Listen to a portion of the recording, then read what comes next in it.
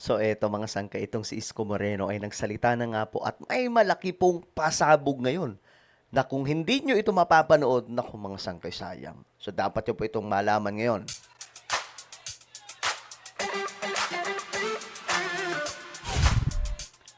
So itong si Isko Moreno nga po ay mayroon pong malaking pasabog tungkol po dito sa ginagawa ni Pangulong Bongbong Marcos.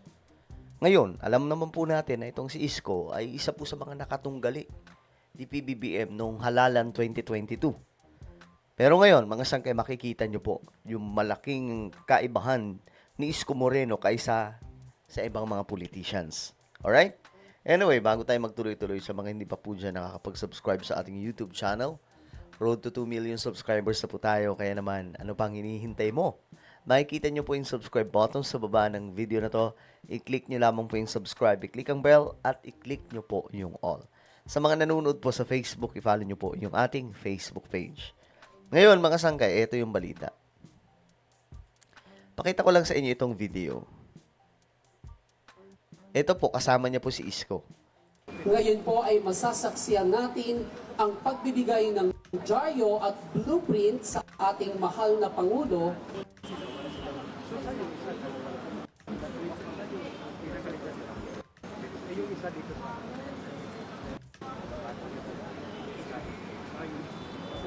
So yan mga sangkay ay ginagawa nila kasi may ipapatayo mga sangkay na building. Masasaksiyan din po natin ang pagbibigay ng mga barya na kasama Ito po ay ground. ilalagay sa loob ng time capsule. Ito po ay groundbreaking ceremony sa itatayong College of Allied Health Sciences building sa pamantasan ng lungsod ng Maynila or PLM. Ngayon naman po ay masasaksiyan Isa natin pong ang pagsasara ng eskwelahan po ata ito, capsule. no?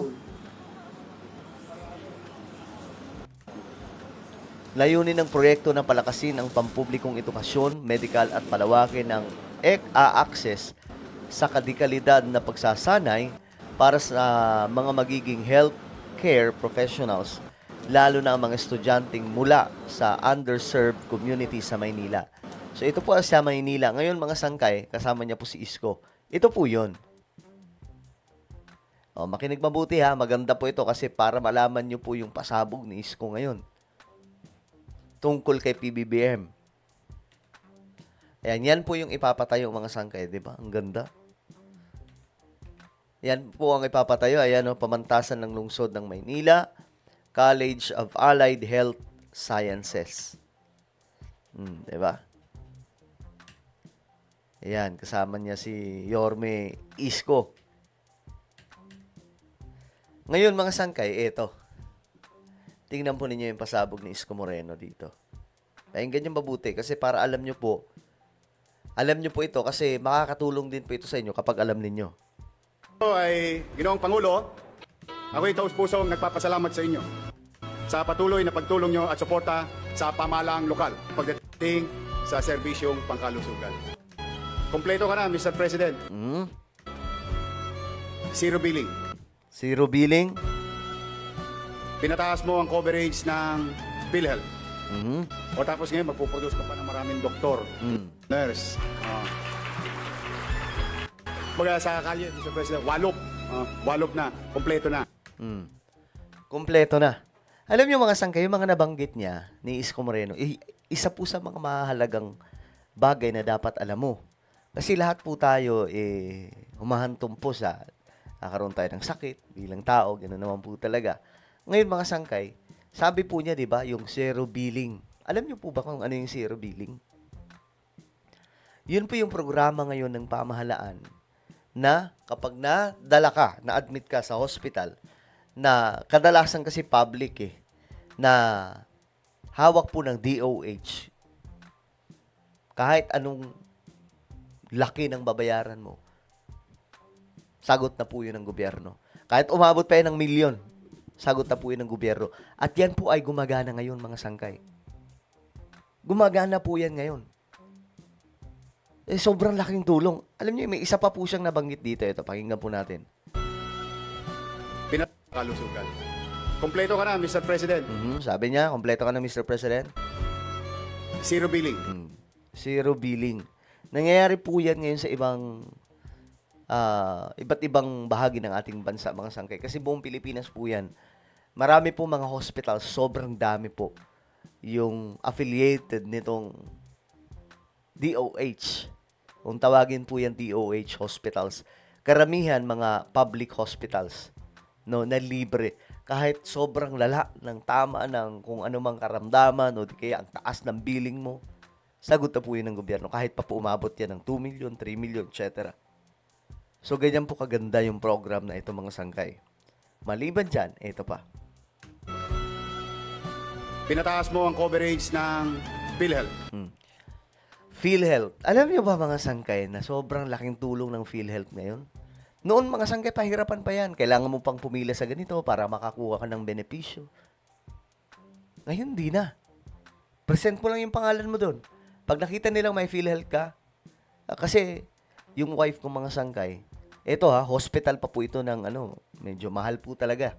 Pero kabado na nga ako nun, sabi ko, ako, yari, baka tagain tayo sa babayaran. Alam niyo, mga sangkay, isa po sa, hindi ko napapangalan ng hospital, basta kilalang hospital na sige na, pangalanan na natin, St. Luke's.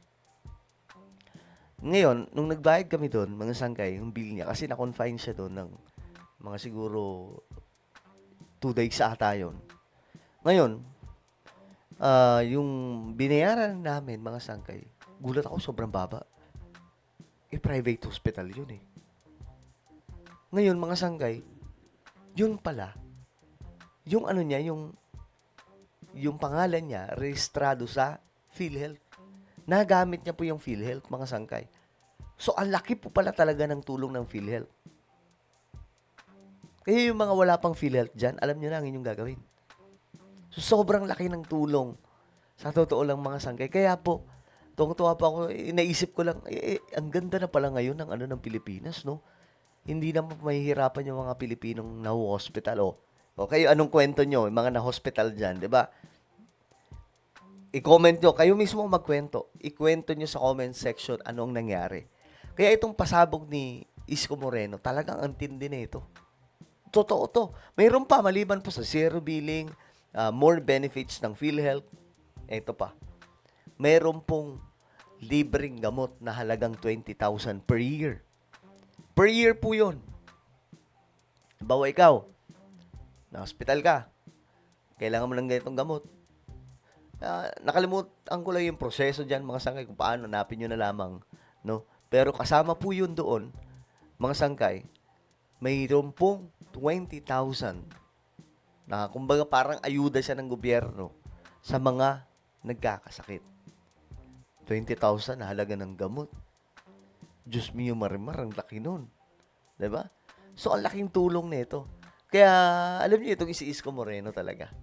Real talk lang. Hindi po siya katulad ng mga ampalayang mga namumuno sa ating bansa. Porket tatalo, bitter na. Pero si Isko Moreno, hindi, guys. Ang nakita ko lang na sports na nakalaban ni PBBM, yan sila Isko Moreno, sila Soto, 'di ba? Si Manny Pacquiao. Pero yung iba, alam nyo na, sobrang ampalaya. Okay? Well, ano po ang inyong opinion? Comment down below. Meron po tayong YouTube channel, to po isang kay Revelation. Hanapin nyo po ito ngayon sa YouTube. Kapag nakita nyo na, i-click nyo po yung subscribe, i-click ang bell, at i-click nyo po yung all. Ako na po yung magpapaalam. Mag-ingat pong lahat. God bless everyone.